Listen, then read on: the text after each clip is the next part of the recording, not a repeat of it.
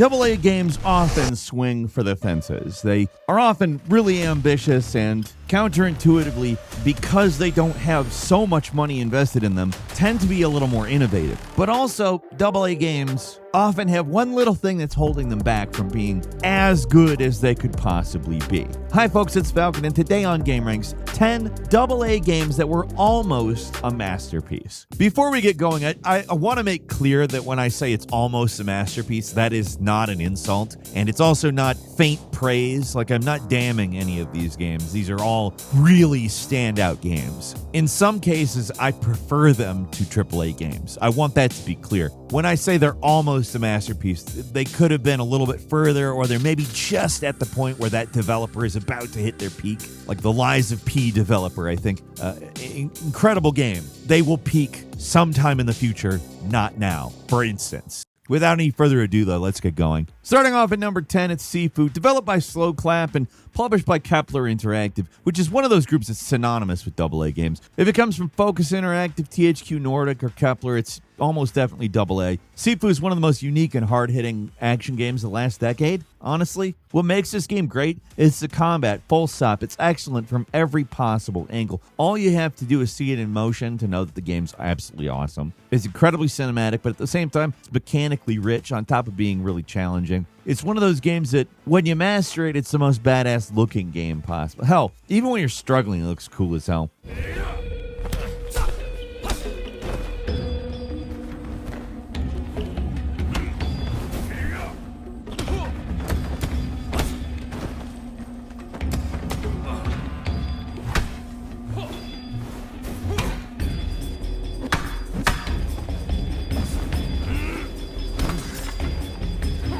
Rarely do you get a game that manages to have gameplay this satisfying while also looking so unbelievably cool and slick. That's the main draw, but the only thing potentially holding it back a little bit, and this depends on taste, and also it comes with qualifiers, but it's a roguelike. And don't get me wrong, I love me a good roguelike, and this is among the best roguelikes. But also, you're kind of going through the same couple of areas a lot, because that's how the game's made. You're meant to die and restart a lot until you finally master the combat and get that perfect run. But the difference here is that there's not really that much randomization. Whether you survive or not isn't really depending on getting lucky drops or a god run that carries you through to the end. You just have to get really good. And I mean, this is a criticism, but not a complaint, because it's just that I selfishly want more of Sifu. I want more levels, more bosses, more locations. Like, I'd love to see a more traditional action game include some of the stuff from Sifu, because it could potentially be an all-time favorite. Or hell, Sifu 2,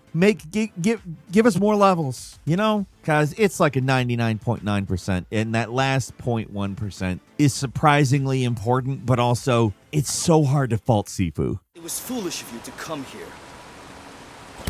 You!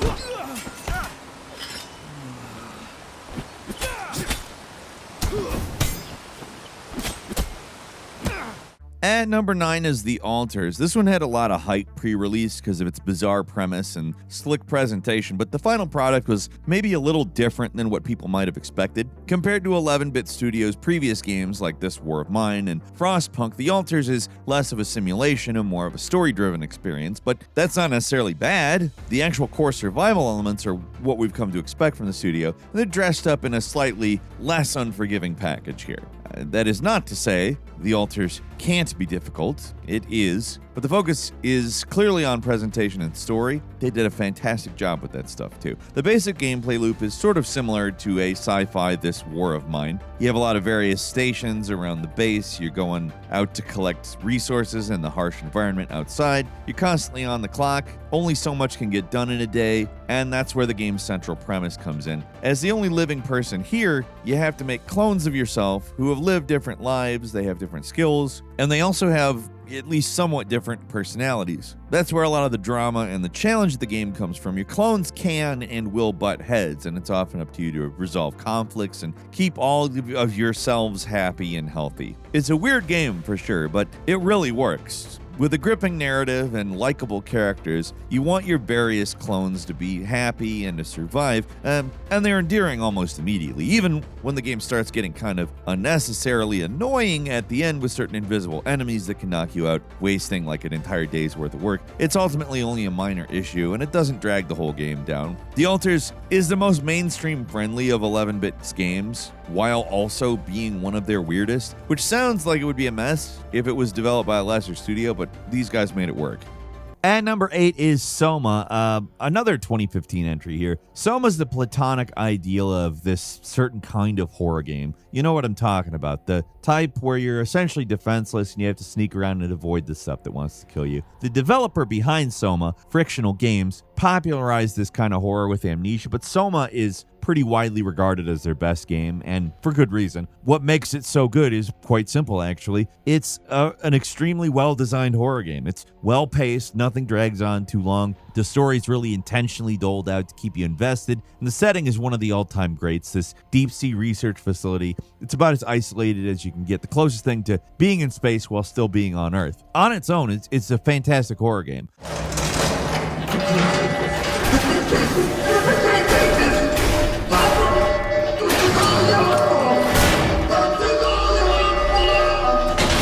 Got just the right amount of scare to keep things tense without making it feel overwhelming. But what makes Soma almost a masterpiece is the story, which is a thought-provoking examination of human consciousness and the power of magical thinking, I guess. It's one of the most disquieting horror games ever, and the concept alone is horrifying to imagine. I'm being a little vague. I know it's a game that's 10 years old at this point, but I actually don't want to spoil it because, man, is it worth playing. Even if you don't love horror games, the story alone is interesting enough that it's worth checking out. Just play it on story mode and most of the scary stuff's gone. You can kind of just play it as a horror-themed puzzle game. And number 7 is Pillars of Eternity 2, Deadfire. During the Kickstarter boom, we were getting a few formerly big studios making lower budget games. Now, with their acquisition of Microsoft, it's hard to call anything that Obsidian does AA, but Deadfire came out before they got scooped up by the Big M, so I think that counts. This game, along with Pathfinder, Kingmaker, and Divinity Original Sin 2, were the culmination of CRPG's time in the shadows. These types of games were still being made, but now it was clear there was an actual audience for them, and they were getting bigger and better, and arguably Deadfire was the best out of all of them. And that's no small claim when you're getting compared to Divinity 2, which is good on its own, but for players looking for a more traditional, massive-scoped isometric RPG, Pillars 2 is a much more well-rounded experience. It's a vast game that manages to be accessible because it's more simplified RPG systems compared to its contemporaries. Stay behind me. You better run!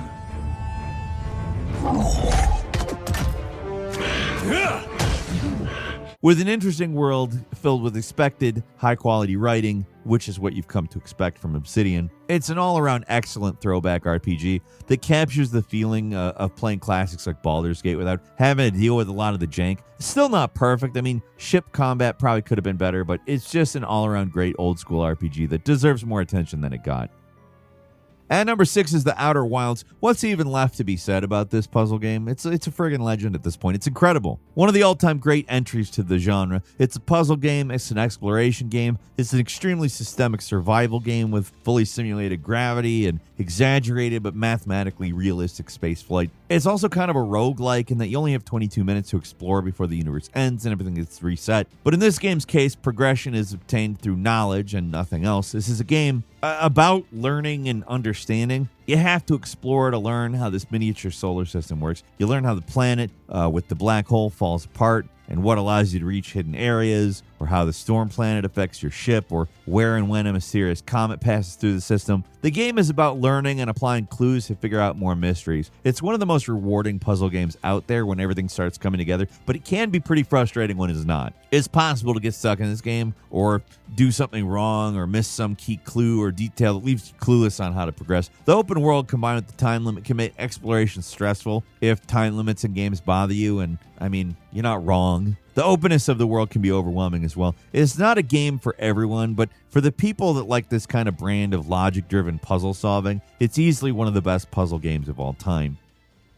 At number 5 is A Plague Tale Requiem. A lot of people call it AA Last of Us, which might sound like a bad idea to you, but the Plague Tale games are much more than the sum of their parts. The first game especially came out of nowhere and was significantly better than it had any right to be. The story is engrossing, the visuals are astounding considering the budget, and the tech behind the rat swarms, sight to behold. Still, now, it's so cool. If there is one thing that might hold these games back for people, it's the gameplay. It's not quite as freeform or tightly designed as the massive games that I would put it in the same subgenre with, but for what they are, they're very solid. They have creative puzzle-solving elements and some unique stealth mechanics, and in all seriousness, the gameplay itself, it's good. Serviceable, certainly. Not distracting in any way either. But the real draw of the games is the story. To be frank, the gameplay could even be a little worse and it'd still be a fantastic game because the visuals and overall presentation, fantastic, along with the occasional set piece moment where something's completely nuts, like a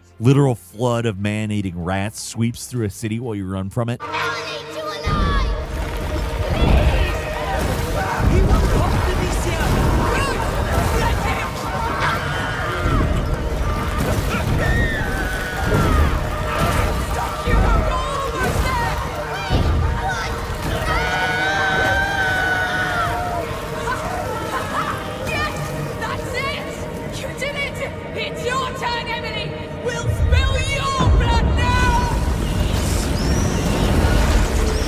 There are events in these games that rival any AAA out there. They really show the potential for these more guided, story-driven games to exist in the AA space. There may be one other thing that does hold these games back for people. They are relentlessly grim. Like the amount of pain and suffering this girl and her brother have to endure, it's a bit tough to stomach. But if you're into this game's specific brand of French misery, they are excellent. Move fast! Catch the intruders!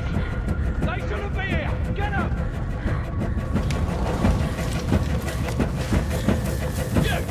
Let's kill the bastards! Now!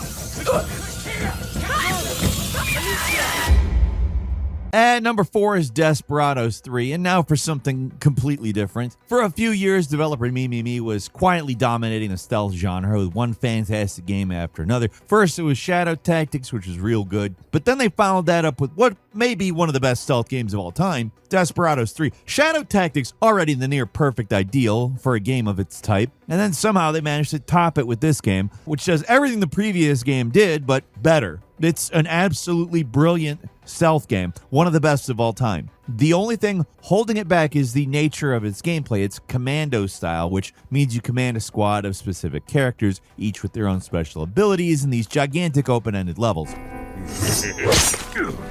There goes another. Come to it. Fuck. Get me. Just a scratch.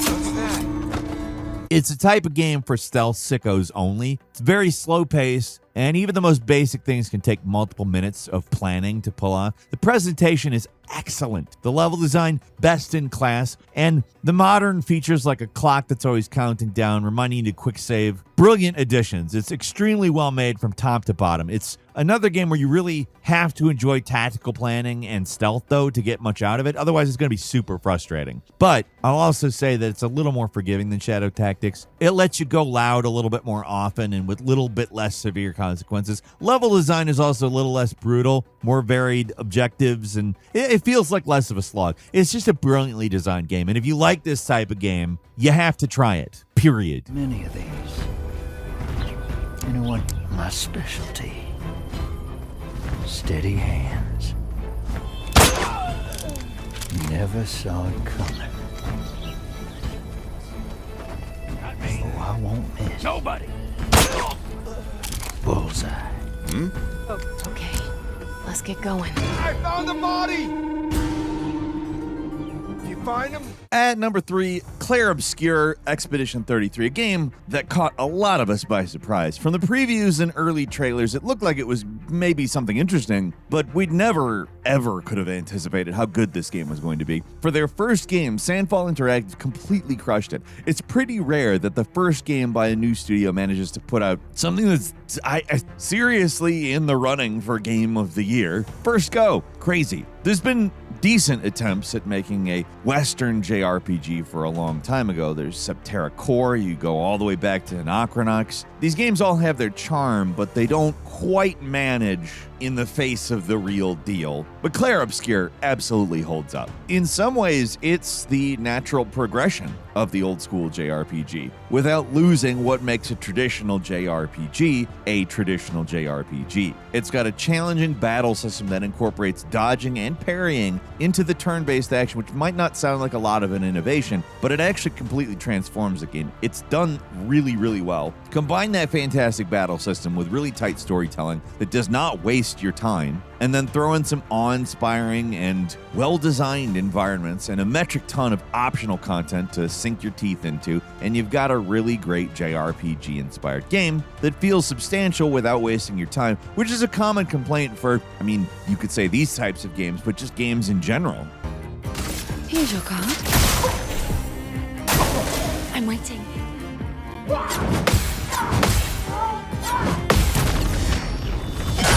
The writing and actual voice acting is a real cut above your normal video game fare, too. And the music is absolutely incredible. The people behind this game knew the elemental truths of making an old school RPG. You have to have memorable characters, you have to have a good bad guy, and most importantly, a great soundtrack. And this game has all of that, as well as a full-blown overworld. The game manages to feel both nostalgic and new at the same time, and not just because the novelty of having a game so heavily inspired by Japanese games be so overwhelmingly French, although I think that is a thing.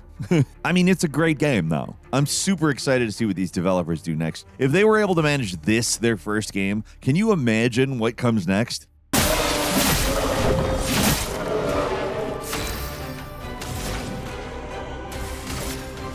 Feel the burn.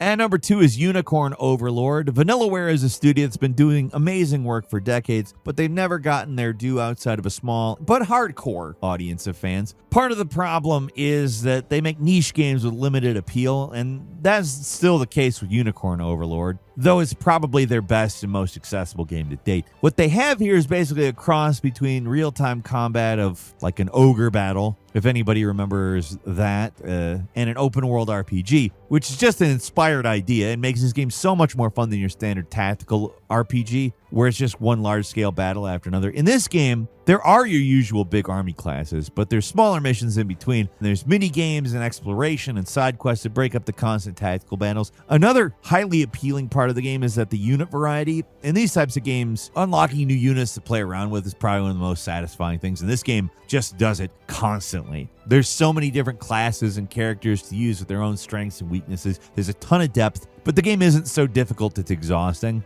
The writing, not quite as strong as your Tactics Ogres or Final Fantasy Tactics, but the core gameplay is so well designed and fun that it hardly matters. This is the tactical RPG for the people, and one of the best RPGs of 2024. And finally, at number 1, it's Yakuza Zero. Is this AA? I don't know for sure. A lot of people say it is, and I can see it, where the more modern games in the series are full AAA. You cannot argue with it. Yakuza Zero is a little more modest. It has the slideshow cutscenes and obvious cut corners here and there. Your modern games in the series have real money behind them, but Zero came out when the series was still struggling to find an audience in the West, and it just so happens this was the game that did it, and there's good reason for that. After 10 years, probably still the all-around best entry of the series. There's a lot of reasons for that. A big one is the setting. The 1980s bubble era Japan is fascinating and unique. This is also the game that brought back the writer from the first 2 games, and you can tell because it's probably the darkest and most violent story in the series to date. It really goes heavy on the darker side of the Yakuza, with hateable villains and surprisingly graphic violence.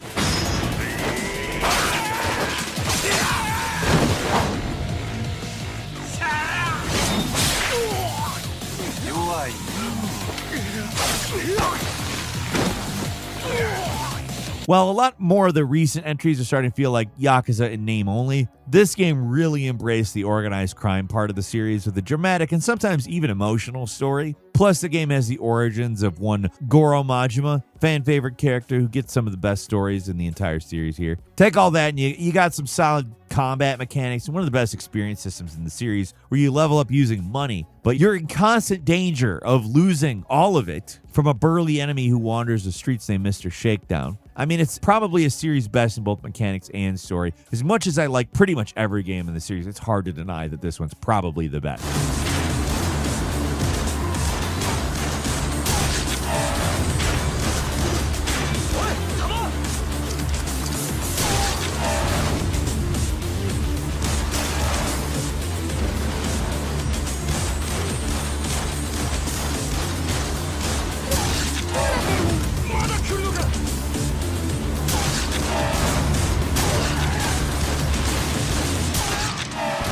And that's all for today. Leave us a comment. Let us know what you think. If you like this video, click like. If you're not subscribed, now's a great time to do so. We upload brand new videos every day of the week. Best way to see them first is, of course, a subscription, so click subscribe. Don't forget to enable notifications. And as always, we thank you very much for watching this video. I'm Falcon. You can follow me on Twitter and book me on Cameo at Falcon the Hero. We'll see you next time right here on gameranx.